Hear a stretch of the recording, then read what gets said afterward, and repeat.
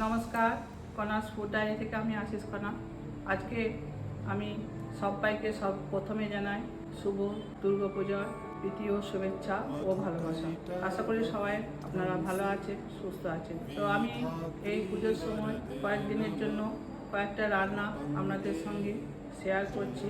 তো আজকে আমি শেয়ার করব দশমীর জন্য কষা খাসির মাংস আর পোলাও। আমি এই রান্নাটা কীভাবে করছি তো আপনারা দেখতে পাবেন। আমি প্রথমে যে মটন কষাটা করব সেটা আপনাদের দেখাচ্ছি। তো আমি এখানে এই যে 600 গ্রামের মতো মটন নিয়েছি। আমি দিয়ে দিচ্ছি এই মটনটার মধ্যে, এটা আমি হালকা করে একটু সেদ্ধ করে নেব লবণ আর হলুদ দিয়ে। একটু অল্প সামান্য লবণ দিচ্ছি, আজকে আপনাদের সহজ করে আমি রান্নাটা দেখাবার চেষ্টা করছি, কারণ সব সময় সময়ের অভাব থাকে।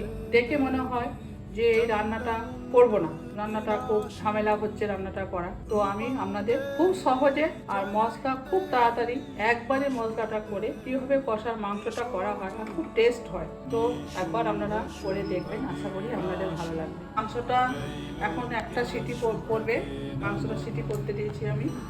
আর আমি এখানে কী কী মশলা নিয়েছি সেগুলো দেখাচ্ছি। কষা মাটন করবো, তা কিছুটা আমি এখানে 5টা পেঁয়াজ কুচনো আছে। এটা আমি একটু রান্না করার সময় যখন আমি কষাবো তখন দেবো। আর একটা পেস্ট করব, সেই পেস্টের মধ্যে যাচ্ছে 2টো মিডিয়াম সাইজের পেঁয়াজ, কিছুটা রসুন, 1 চামচ ধনে আর জিরে। আমি এটা 1 ঘন্টা আগে জলে ভিজিয়ে রেখেছিলাম। তো এটা দিয়ে দিচ্ছি। আমি কোনো পুরো মশলা এতে ব্যবহার করবো না, আমি সব বাটা মশলা ব্যবহার করবো। বাটা মশলা ব্যবহার করলে কি হয়, মাংসের টেস্টটা খুব ভালো হয়। আর দিচ্ছি একটা টমেটো মিডিয়াম সাইজের, 4টে শুকনো লঙ্কা, আর চামচের মতো 2 চামচের মতো আদা ছোটো ছোটো করে কেটে নেওয়া আছে, এটা এর সঙ্গে দিয়ে দিচ্ছি। আর 5টা কি 6টা আছে গোলমরিচ। এটা এবার আমি পেস্ট করে নিচ্ছি। এখন আমি মশলাটা রেডি করে নিচ্ছি সব একসঙ্গে। গলাটা হয়তো আপনাদের একটু অন্যরকম লাগবে, আমার শরীরটা একটু খারাপ আছে, একটু সামান্য ঠান্ডা লেগেছে। এখানে আমি পোলাওটা করবো। তো প্রথমে দিলাম আমি 1 টেবিল চামচের মতো সাদা তেল। সাদা তেলের মধ্যে দিয়ে দিচ্ছি এটা গাওয়া ঘি। আমি এর আগেও ভিডিওতে বলেছি যে ঘি আমার একদম খাঁটি গাওয়া ঘি। আপনাদের বাড়িতে যে ঘি আছে সে ঘি দেবেন, অসুবিধা নেই। আর দিলাম এই যে 1 চামচের মতো বাটার, তেজপাতা 2টো দিলাম, দারচিনি, এলাচ, গোলমরিচ, কামরিচ আর একটা কালো এলাচ বা বড় এলাচ, যা বলবেন। এরপর আমি আদাটা এবার দিয়ে দেবো, গ্রেট করা আদা বাটা দিলেও হয়।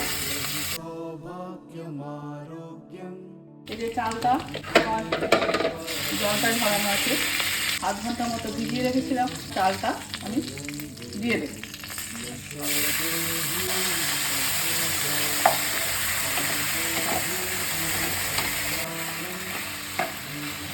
চালটা একটু ভালো করে ভেজে নিতে হবে। আমি সহজভাবে যাতে হয় তার জন্য আমি আলাদা করে কাজু কিশমিশ এগুলো আর ভাজি, আমি চালের সঙ্গে দিয়ে দিলাম। দেখুন 1 চামচের মতো গোলমরিচের গুঁড়ো দিয়ে দিলাম। এবার আমি লবণ দিয়ে দিচ্ছি, ব্যাস। এবার আমি জল দিয়ে দেবো।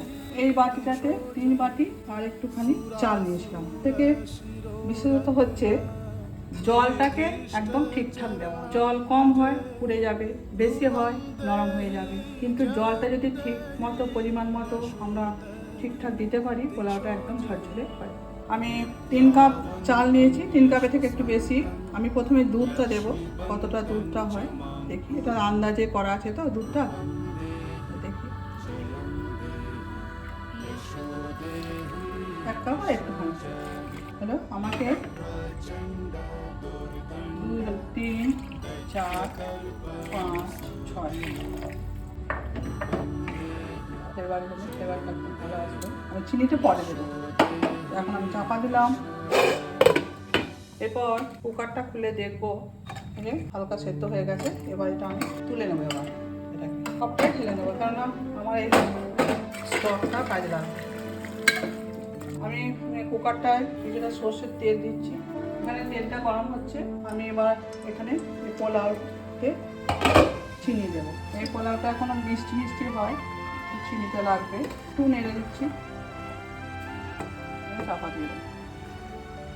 ফোড়নে দিচ্ছি দুটো তেজপাতা, দুটো এলাচ, এরপর দিচ্ছি এই কোচানো পেঁয়াজটা আছে, পেঁয়াজটা এবার দিয়ে দেবো।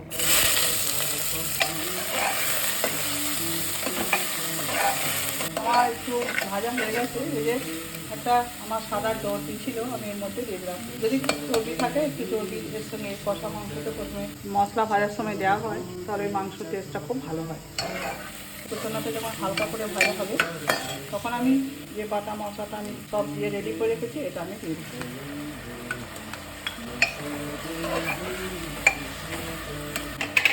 দিয়ে দিয়ে ভাজতে হবে। আমি এদিকে দেখি পোলাওটা আমার কমপ্লিট হলো। পোলাওটা তুলছি।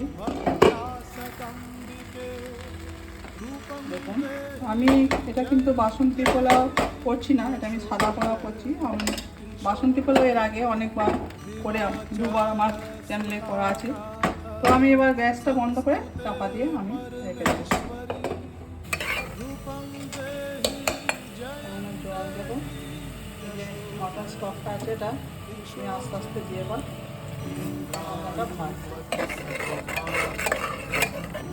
এরপর আমি হলুদ গুঁড়ো দিয়ে দিলাম, 1 চামচের মতো কাশ্মীরি লঙ্কা গুঁড়ো রঙের জন্য, পরিমাণ মতো লবণ, আর দেবো সামান্য চিনি। মশলাটা ভালো করে কষিয়ে নিয়ে আমি এবার মাংসগুলো এবার যেটা সেদ্ধ করা আছে এবার এর মধ্যে দিয়ে দেবো। এবার একটুখানি আমি হালকা করে একবার বন্ধ করবো, তারপরে আমার একটু বন্ধ করবো। একটা সিটি দিয়ে আমি এবার খুলে দিলাম। সিটিটা কত সুন্দর এবার রং হয়ে গেছে, রংটা কত সুন্দর এসছে। দেখুন আস্তে আস্তে আমি মাংসটাকে কষিয়ে নিচ্ছি। যতটা কষানো যাবে যত বেশি তত এর টেস্টটা বাড়বে। ভাজা হয়ে গেছে মাংসটা, মশলাটাকে শুকিয়ে নিয়েছি। এরপর যে বাকি মাটন স্টাফটা আছে এটা দিয়ে দিচ্ছি পরিমাণ মতো। গরম জল, একটু গরম জল করে রেখেছি, আর স্বাদ দেবো না, এটা বন্ধ করে দেবো। সিটি তাহলে আমার মটন কষা রেডি। এখন আমার 2টো সিটি পড়ে গেছে, এবার আমি মাংসটা খুলে দেবো কেমন হয়েছে। একটু গ্রেভি রেখেছি, পোলাওর সঙ্গে খাওয়া হবে তো, মেখে খাওয়া হবে, ওই জন্য একটু গ্রেভি আমি রেখেছি। এটা আপনারা চাইলে একটু শুকনো করে নিতে পারেন। আমাদের বাড়িতে একটু গ্রেভি সবাই পছন্দ করে, তার জন্য আমি একটু গ্রেভি রাখলাম। গরম মশলা দিয়ে দিলাম। দেখুন আমার পোলাও এখানে একদম কেমন ভাত দিয়ে পোলাও হয়েছে।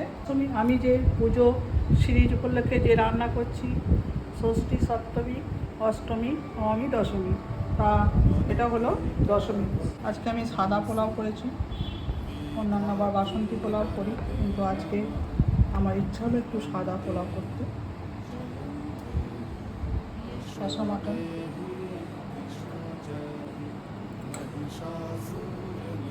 আর যেহেতু বিজয়া দশমী তার জন্যে মিষ্টি রেখেছি।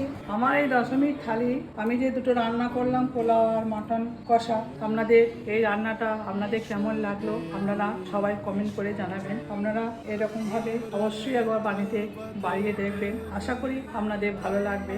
আর ভালো লাগলে আমাকে সবাই লাইক, শেয়ার, সাবস্ক্রাইব করে দেবেন। সবাই ভালো থাকবেন, সুস্থ থাকবেন, আর এতক্ষণ আমার পাশে থাকার জন্য সবাইকে ধন্যবাদ। নমস্কার।